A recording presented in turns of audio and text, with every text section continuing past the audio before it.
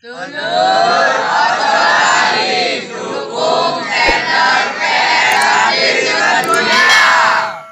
Madiun.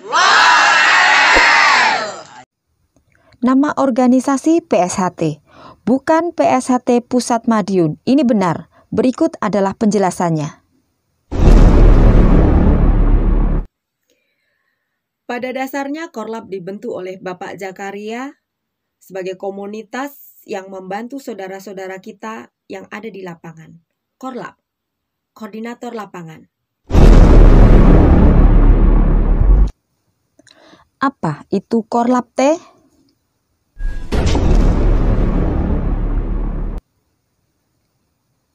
Apa itu Korlap teh?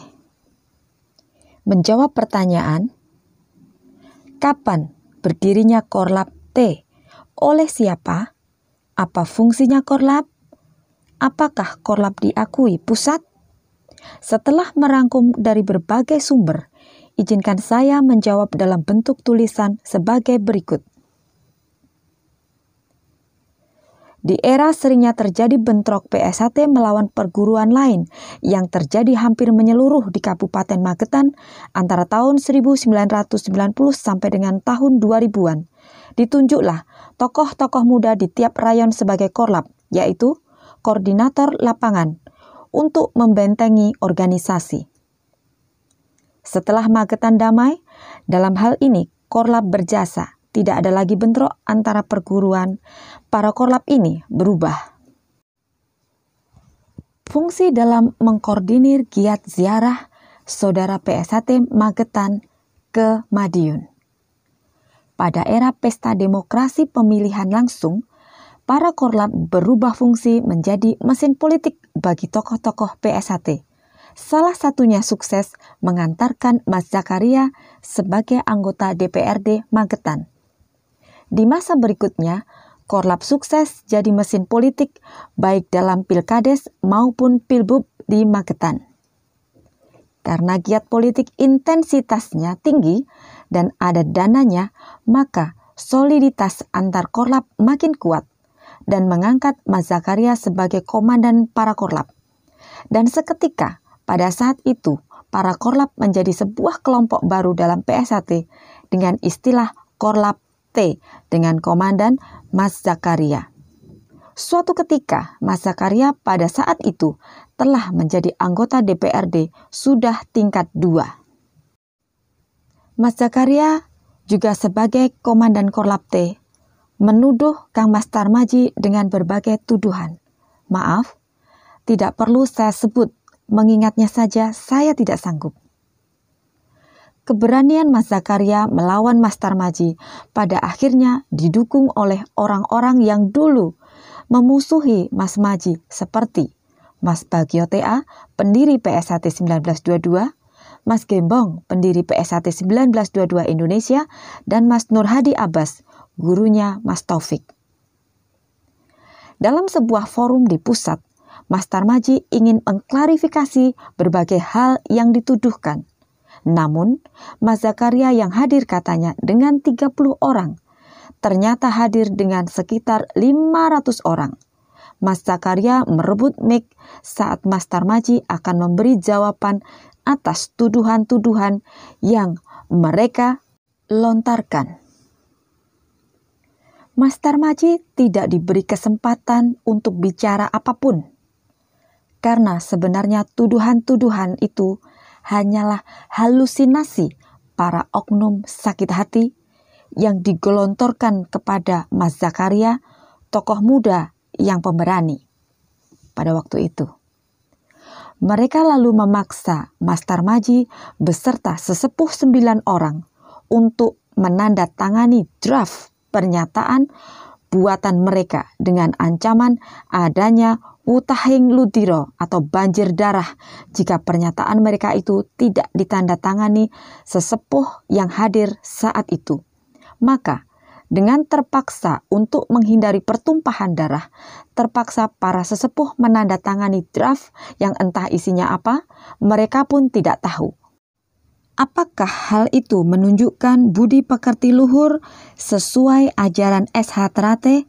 Tentu tidak.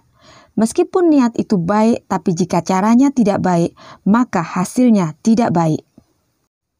Ibarat sholat, wudunya pakai air selokan. Berikutnya, peristiwa tersebut tidak diterima oleh mayoritas sesepuh dan para kacap seluruh Indonesia, sehingga mereka lalu meminta DHM bergerak dan menuntut Mas Zakaria harus meminta maaf atas perbuatannya itu. Namun, permintaan maaf dari Mas Zakaria tak kunjung keluar. Mas Zakaria dengan korlap T-nya justru terus-menerus mengganggu Mas Tarmadji dan pengurus pusat.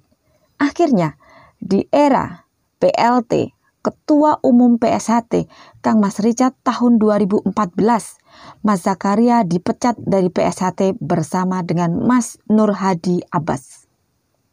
Sampai akhirnya pada tahun 2014 muncul gugatan dari mereka, Mas Zakaria CS kepada Mas Madji dan PSHT dengan putusan NO.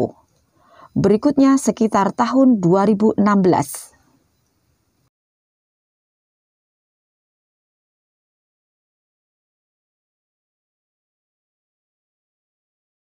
Mas Bagio TA dan Mas Gembong mendirikan PSHT 1922, di mana Mas Zakaria ada di dalam strukturnya. Tentu bersama pula dengan korlap T-nya. Kemudian, Mas Bagio TA dan Mas Gembong berselisih. Mas Gembong mendirikan PSHT 1922 Indonesia. Mas Taufik pada tahun 2016 terpilih menjadi Ketua Umum PSHT, berupaya merangkul semua tokoh-tokoh yang memusuhi Mas Tarmadji dan pengurus PSHT Pusat Madiun. Tapi di sisi lain, Mas Taufik mendapat penolakan dari mayoritas masyarakat PSHT karena proses terpilihnya di luar ekspektasi, melanggar nilai kejujuran, dan sebagainya. Pada tahun 2017, dalam perapatan luhur sebagai forum tertinggi organisasi PSHT, Mas Taufik diberhentikan dari jabatan Ketua Umum dan menunjuk Mas Murjoko sebagai gantinya. Namun, Mas Taufik tidak legowo, justru menyusun kepengurusannya sendiri-sendiri di luar kepengurusan yang diamanatkan forum tertinggi di Parluh 2017. Dengan Ketua Umum, Sekretaris, Bendahara, alamat sekretariat sama sekali beda dengan PSHT Pusat Madiun. Sejak saat itu, lahirlah organ baru yang juga bernama PSHT, tapi pusat di Jakarta, kadang di Jogja, katanya juga ada di Madiun. Tapi setelah dicek, hanya ada papan namanya saja, orangnya nggak ada, dengan Ketua Umum Mas Taufik. Pada saat ini, entahlah Mas Zakaria dengan korlap T-nya itu resminya ikut mana? Apakah ikut Mas Bagio TA dengan PSHT 1922 atau ikut Mas Gembong dengan PSHT 1922 Indonesia, atau dalam organisasinya Mas Taufik dengan PSHT Pusat Jakarta tapi ngeyel minta disebut Pusat Madiun. Sekali lagi, yang pasti korlap T saat ini tidak ikut PSHT Pusat Madiun yang diketuai oleh Mas Murjoko. Dulur, sinambi menikmati sore di tengah kota nan indah. Semoga bermanfaat. Salam persaudaraan. SH Jaya. Punjer Madiun los. Boten rewel. Sekretariat bukan sementara. Jalan Merak nomor 10 Nambangan Kidul, Kota Madiun. Sampai di sini paham dulur? Monggo berpikir jernih. Kalian jangan hadang adikku dan adikku. Kalian satu perguruan, berarti satu saudara. Jaga negeri ini dan jangan saling berkhianat. apalagi silau karena harta atau kedudukan. Kalian akan kena kutuk, dimakan sumpah yang kalian pernah ucapkan.